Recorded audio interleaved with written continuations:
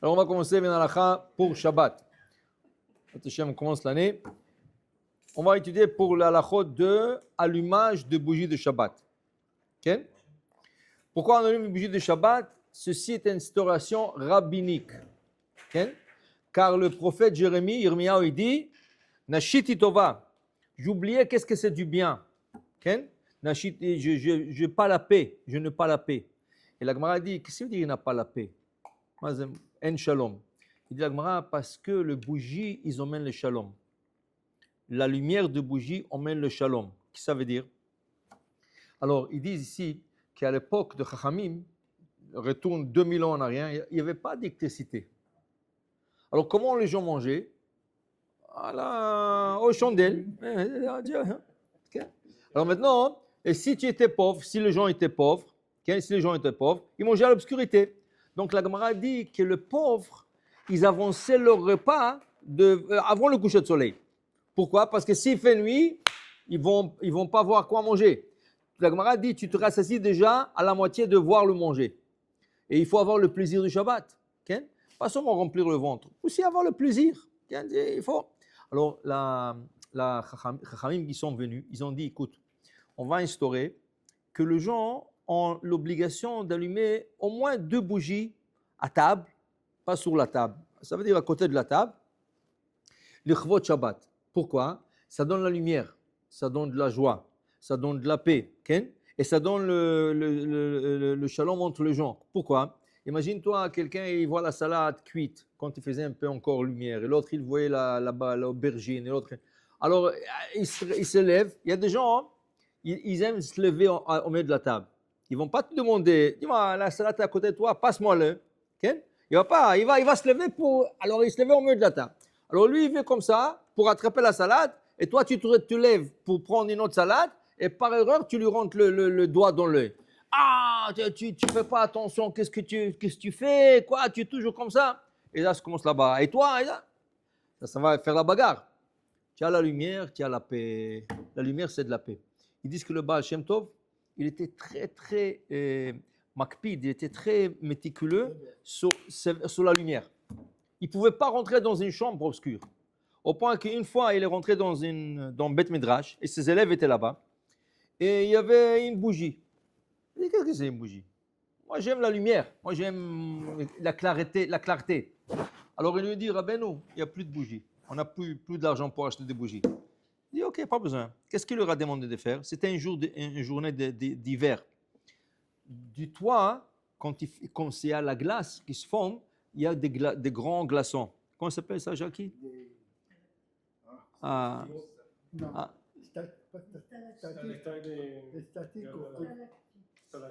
Stalactique.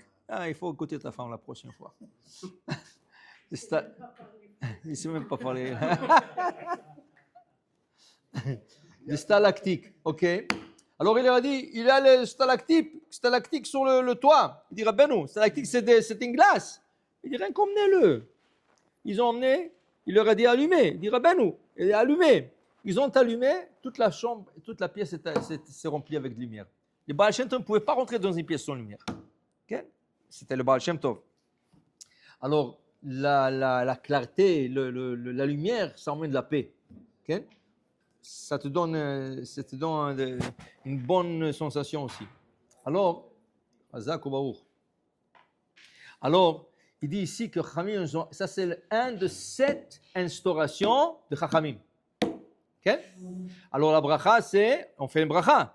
Baruch ata Hashem, Elokeinu melech haolam, asher kiddeshanu mitzvotav vetzivanu, להדליק ner shel Shabbat. Vous voyez une différence entre l'allumage des bougies de Shabbat et l'allumage des bougies de Hanouka. Shabbat, on dit l'adlik ner shel Shabbat.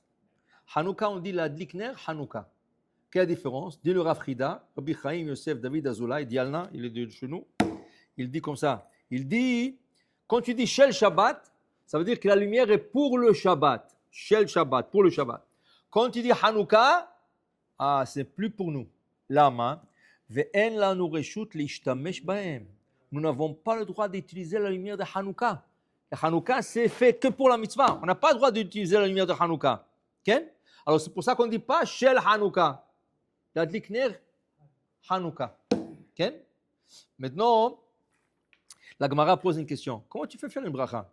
Asher kiddeshanu b'mitzvotav, qui nous a sanctifiés par ses recommandations, il nous a ordonné d'allumer les bougies de Shabbat. Qui c'est qui t'a ordonné ça? La Torah t'a pas ordonné? Dieu t'a pas dit ça? Qui c'est qui a ordonné ça? C'est Chachamim. Alors la Gemara pose une question. Comment on peut faire la bracha sur l'allumage des bougies du Shabbat? Asher kiddeshanu b'mitzvotav. Ainsi sur la bougie de Hanouka, Asher kiddeshanu b'mitzvotav v'tzivanu ladlik ner Hanouka. Ainsi sur la netilat yadayim instaurée par Shlomo HaMelech, Asher kiddeshanu b'mitzvotav v'tzivanu al netilat yadayim. C'est pas instauré par la Torah. C'est pas Hachem qui nous a donné ça, c'est Chachamim. Dit la Gemara, non, parce que la Torah dit une mitzvah. Tout ce que Chachamim, les sages, vont te recommander, tu vas écouter. Même si tu dis sur ta droite, c'est ta gauche, et sur ta gauche, c'est ta droite, Kol asher yomru lecha ta'aseh. Et quand tu écoutes le Chachamim, c'est comme tu m'écoutes à moi. Okay? Quand tu écoutes le Chachamim, c'est comme tu m'écoutes à moi. C'est pour cela, on peut faire la bracha, la dlik ner shel Shabbat. Okay? Maintenant, il y en a qui font la bracha, la bénédiction, et ensuite ils allument. Il y en a qui allument, ensuite ils font la bénédiction. La différence est la suivante. Normalement, kol ha mitzvot, tous les mitzvot, over l'asiatam. On dit la bénédiction, on passe à l'acte. Tu dis la nière tefilim et tu enveloppes la lanière sur le bras. Tu dis lishe basuka, tu es debout. Ensuite tu es chef, selon le Rambam au moins. Le Rosh, il a une autre opinion. Okay? Chaque mitzvah, d'abord on fait la bénédiction, ensuite on passe à l'acte. Alors, les bougies des Shabbat, c'est la même chose. La adlik ner chez Shabbat et ensuite on l'allume. Ça, c'est l'opinion du Shulchan Aruch. Vient le Rama et dit non, on ne peut pas faire ça ici. Ici, c'est une exception. Pourquoi c'est une exception? Parce que quand tu dis la bracha, la adlik ner chez Shabbat, tu es rentré dans le Shabbat. Et si tu es rentré dans le Shabbat, comment tu vas attraper l'allumette pour allumer? Tu es déjà dans le Shabbat. Okay? Maran, il dit non. Tant que tu n'as pas fini d'allumer toutes les bougies, tu n'es pas encore dans le Shabbat. Mais le Rama, l'opinion ashkenaz, il dit non, non, non. Tu as fait la bracha, la adlik ner chez Shabbat. C'est fini, tu es dans le Shabbat. Hein? Donc, il nous montre qu'il y a deux exceptions dans la Torah, deux exceptions, où nous faisons l'action avant la bénédiction. Toujours, c'est la bénédiction avant l'action. Il y a deux exceptions. Exemple, Netilat Yadayim. Netilat Yadayim. Quand tu te laves les mains pour le pain, okay, ou le matin, okay, normalement, qu'est-ce qu'il fallait faire? Faire la bénédiction, Asher kiddeshanu mitzvotav v'tzivanu al netilat yadayim, et ensuite se laver les mains. Qu'est-ce que nous faisons, nous? Le contraire. Nous lavons les mains, 1, 2, 3, 1, 2, 3, ou 1, 2, 3, 4, 5 le matin, 6, et ensuite on fait la bracha al netilat yadayim. Pourquoi? Parce que là-bas, des fois, on te dit que tes mains sont impures. Okay? Et que si tes mains sont impures, comment tu vas dire la bénédiction? Alors, ils ont renversé l'autre dans Netilat Yadayim, que d'abord tu fais l'action, ensuite la bénédiction. Ça, c'est exception numéro 1. Exception numéro 2. Okay? Numéro 2. Un converti, quelqu'un qui veut se convertir. Okay? Alors, ça y est, il a fait la circoncision, il a étudié, il a fait la circoncision, il va au mikvé. Dernière étape, c'est au mikvé. Pour se tromper, pour devenir juif. Okay? Qu'est-ce qu'on lui dit de faire? Monsieur, tu vas te tromper d'abord, ou madame, tu vas te tromper d'abord une fois. Une fois que tu sors la tête de l'eau, tu vas faire la bénédiction à Asher kiddeshanu mitzvotav v'tzivanu ala tvila. Okay? Mais comment il s'est trompé avant? Parce qu'il n'est pas juif. Donc, il a fait l'action de se tromper avant la bénédiction. Quand il est sorti de l'eau, ça veut dire qu'il a sorti la tête de l'eau, là, il peut faire la bénédiction comme un juif. Okay? Alors, qu'est-ce que tu vois? Ça a été renversé. Ainsi, dit le Rama pour les femmes ashkénazes, pas séfarades. Pour les femmes ashkénazes, elles aussi, pour la copie de la Tevila, l'immersion d'un converti, alors le Rama, il dit, alors les femmes aussi, elle est nida. Elle est encore sur règle de... Ça veut dire, elle est pure maintenant, mais elle est encore nida. Tant qu'elle n'a pas trompé, elle est nida. Alors comment on va faire la bénédiction? Donc c'est mieux pour elle de se tromper une fois, sortir la tête, faire la bénédiction et ensuite se tromper deux autres fois. Okay? Le Shulchan Aruch dit non, non, non, non. Alors elle est nida, alors quoi? Pendant nida, elle n'a pas fait Birkat Hamazon? Pendant nida, elle n'a pas fait la bénédiction du matin? Elle a fait? Que sais-je? Alors tout ça... Alors là-bas, le Shulchan Aruch. Mais tu vois qu'il y a des exceptions où nous faisons l'action avant la bénédiction. Donc le Rama, il te dit, pour l'allumage des bougies de Shabbat, si elle va faire la bénédiction et rendre le Shabbat, dans ce cas, c'est mieux de renverser l'ordre, faire l'action d'allumer toutes les bougies, et ensuite faire la bénédiction. OK? Maintenant, il y a un problème avec ça. Si quelqu'un prend une pomme, et il la mange, au mieux qu'il la mange, il se rappelle, oh, je n'ai pas fait Boré Priya Etz. Qu'est-ce qu'il doit faire? Maintenant, il fait la bracha. Non, il ne peut pas la cracher. Il doit faire la bracha maintenant. Okay? Alors, il fait. Maintenant, s'il a terminé de manger la pomme, et après 2 minutes, il dit, oh, je n'ai pas fait la bénédiction, la bracha. Est-ce qu'il peut faire la bracha maintenant? Selon toutes les opinions, non. Tu as fini à manger. Qu'est-ce que tu veux? Sur quoi tu fais la bénédiction? Boré Priya Etz. Tu fais bracha achona, oui. Boré nefashot. Mais pas bracha rishona, c'est fini. La première bénédiction, c'est fini. Okay? Alors, dit le commentateur, il pose la question sur le Rama. La femme, elle allumait toutes les bougies. C'est comme s'il avait mangé la pomme déjà. Comment il peut faire la bracha maintenant? Bah, dit le Rama, j'ai une idée. C'est quoi? Après qu'elle allumé les bougies, elle couvre ses yeux. Donc, elle n'a pas profité de la lumière encore. Ce n'est pas quelqu'un qui a mangé de la pomme, qui a profité, et ensuite il veut faire la bénédiction, qui n'est pas possible. Ici, la bénédiction, c'est pour profiter. Alors, quand elle allume d'allumer, qu'est-ce que font les femmes? D'abord, elles font comme ça. Que personne ne sait pourquoi. J'ai vu un livre qui a écrit tout. Il y a un livre qui s'appelle Ner Shabbat. Il a écrit toutes les halakhot sur les bougies. Arrivé à cette halakha, il dit, je n'ai pas trouvé encore une source dans aucune place pourquoi les femmes font comme ça. Je ne sais pas.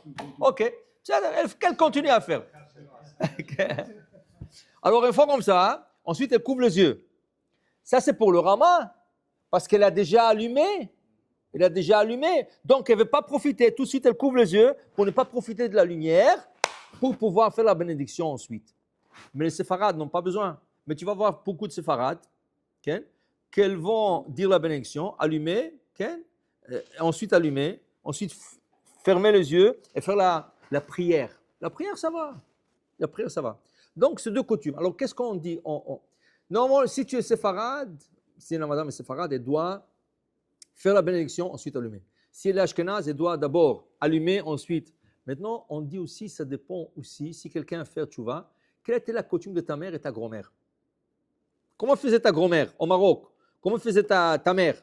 Suis la coutume de ta grand-mère. Mais, une chose, dit le Rav Vadia, quand tu arrives en Israël, fais comme le Shulchan Aruch, parce que Israël, c'est là où il habitait le Rabbi, c'est l'endroit du Shulchan Aruch, là où il est enterré. Okay? Tu dois changer ta coutume pour une coutume séfarade. Même si tu, non. Si tu es séfarade. Si tu es ashkénaze, même en Israël, tu fais la coutume ashkénaze. Okay? On allume, elle est dans la bougie et après, ça va. Comment? Enfin, ils allumaient, ils éteignent l'allumette. Oui.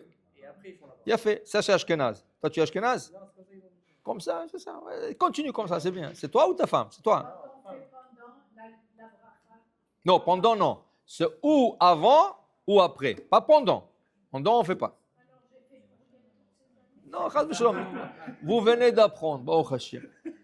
Il n'est jamais tard. C'est ça. Alors voilà, on va passer au Sioux. Ok, Béat Hashem. Baruch Adonai Le'olam. Amen.